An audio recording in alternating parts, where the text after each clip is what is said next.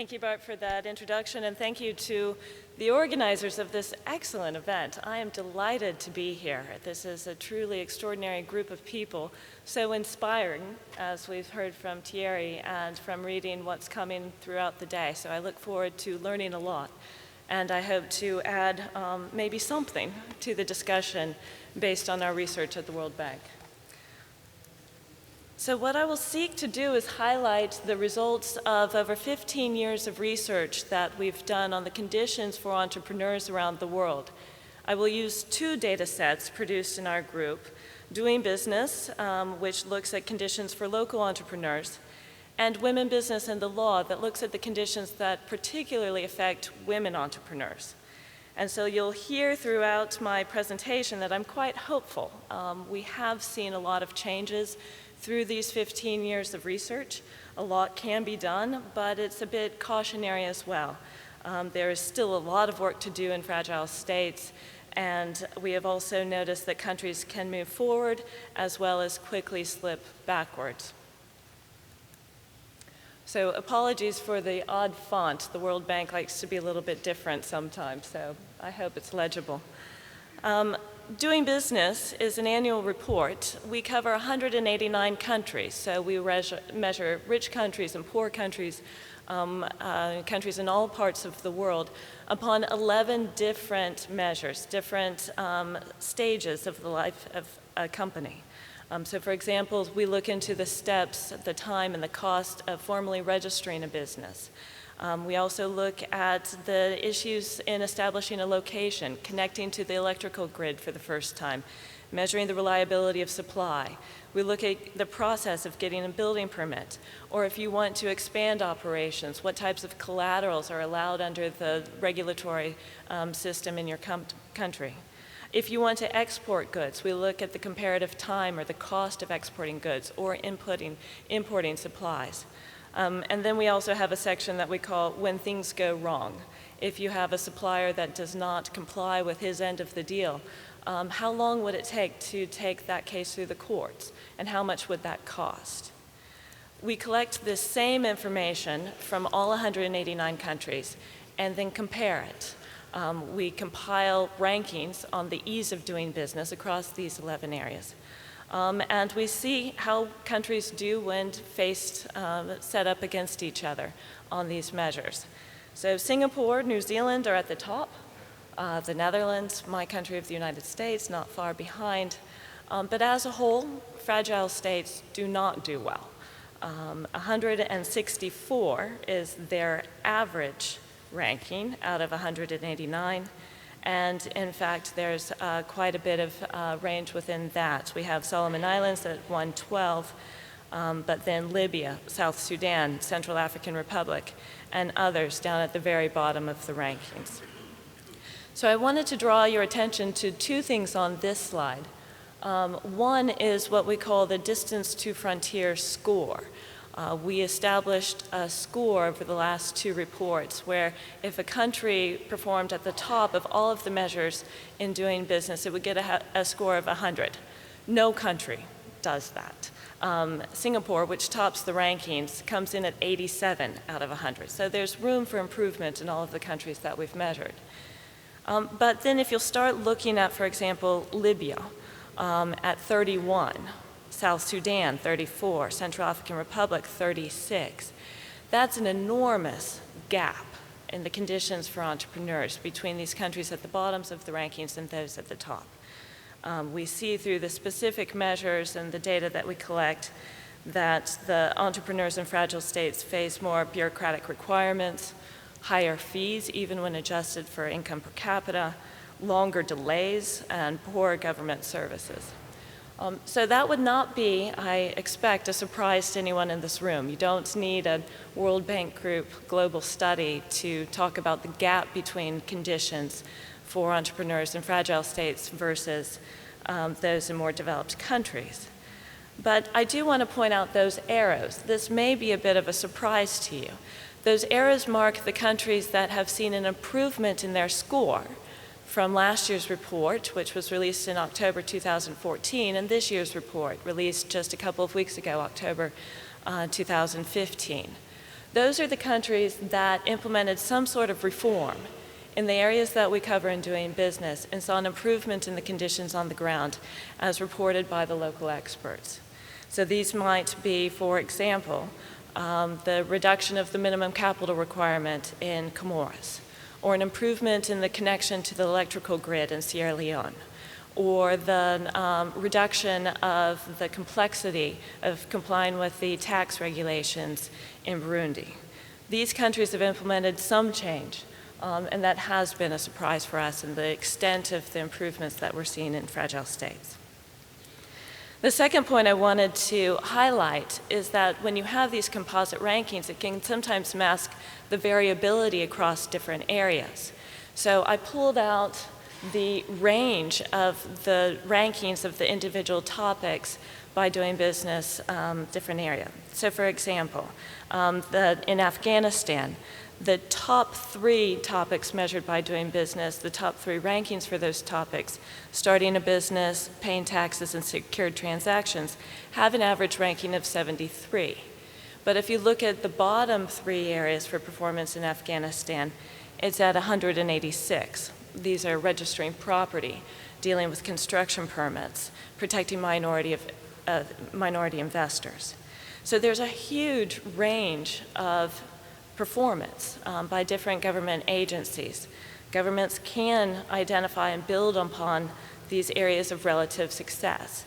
They could expand them, deepen them, and transfer these good practices across the governments. I'll go quickly through these examples of reform because I've already mentioned them in passing. Comoros reduced the minimum capital requirement. This can be a huge barrier to entrepreneurs formally registering their business and entering into the formal economy. They reduced it from the equivalent of 1,400 euros in the last year to 200 euros. 200 euros is still a significant amount for most people, but it's moved from the impossible to the potentially reachable. This is a reform I find particularly impressive. This is in Sierra Leone, where they brought a new hydro project online, and in that way increasing the availability of electricity. But they combined that massive effort to increase the supply with reductions in the bureaucratic requirements for connecting. They also hired more personnel in the utility. They improved the inspection regimes. So they combined this better supply of electricity with less bureaucracy to connect, and it ended up meaning better access, particularly for new firms. And I mentioned the improvement of the tax regimes in Burundi. Burundi introduced VAT, cut the frequency of required payments. We know that the complexity of a tax regime is directly associated with the size of the informal economy, and also with the quality of the government services that depend on the tax revenue. So the more complicated it is to comply with, more difficult, fewer people follow the tax regimes. And in fact, these 3 examples follow an overall trend of what we're calling convergence. I picked out the most dramatic examples here. It's very encouraging, particularly on the cost to start a business and the time to start a business.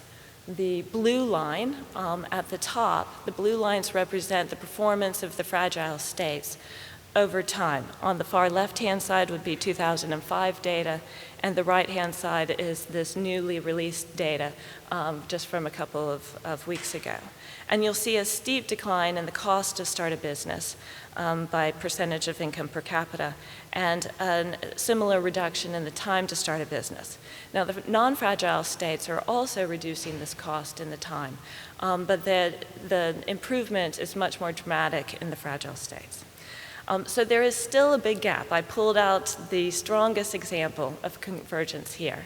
If we were to put up the cost of connecting to electricity, the complexity of importing and exporting, the effectiveness of courts, you would not see as big of a change.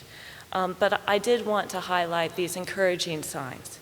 It is a sign of what governments can do with sufficient attention to the problem. I'll move quickly on to what I believe is not getting enough attention from governments. And these are the conditions for women entrepreneurs. I'm going to highlight a few of the measures from our Women, Business, and Law report, which captures the government policies and the laws that treat women differently in a way that hurts their opportunities as entrepreneurs. So this is apart from cultural norms or societal pressures. It's very different, and in addition to the general business climate issues that I highlighted in doing business, these are the specific measures that can help or hinder women's economic opportunities. For example, tax regimes that disproportionately penalize dual income families, or differences in getting identification, which of course is needed for opening a bank account or registering a business. It can also mean lost opportunities. For example, the lost opportunity of helping women build a credit history through capturing their payment rates on mobile phones or microfinance repayment rates as part of their credit history. And then one of the biggest barriers that we see is the treatment of marital property.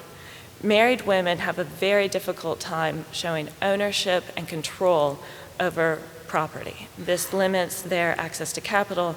Many times bank loans are denied for lack of collateral, and has a significant impact both on the creation of new firms run by women and their expansion. I'll touch upon just a few examples. I think Afghanistan is an extreme case in which a married woman cannot travel outside of her home the same way that a married man can. But in the Democratic Republic of Congo, a married woman cannot open a bank account or register a business without her husband's permission. And this takes the form of a written affidavit filled out and signed by the husband, giving permission that she must show in order to open these things. In Haiti, and this is actually quite common throughout Latin America and other parts of the world, married men and women do not have equal ownership rights to property. So again, this is very difficult for people looking to get loans. And in fact, we see these high numbers of gender legal differences, as we call them, ways in which the policies and the laws specifically identify different processes or different rights for women. You will see a lot of fragile states in these higher ends of the right-hand side, Yemen, Afghanistan, West Bank, Democratic Republic of Congo, Haiti is already mentioned. And so these are the government policies and legislations, for example, on property ownership, tax provisions, registration requirements, that additionally stand in the way of women beyond the societal norms, beyond the difficult business climate. So I will wrap up with this again, an hopeful note. I'm an optimist, as I believe most of the people in this room would be, due to the nature of our work. We are seeing reforms in these areas as well.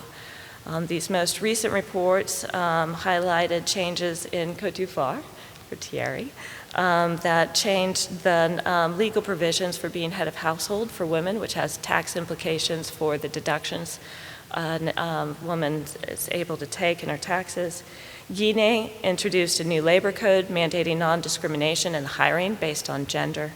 And I'll also highlight Papua New Guinea, which introduced a national identification system that removed the differences in processes between men and women, effectively previously made it more difficult for women to get their identification. So much more is needed, but we do have these models of change, and I'm optimistic that more countries will follow suit. Thank you.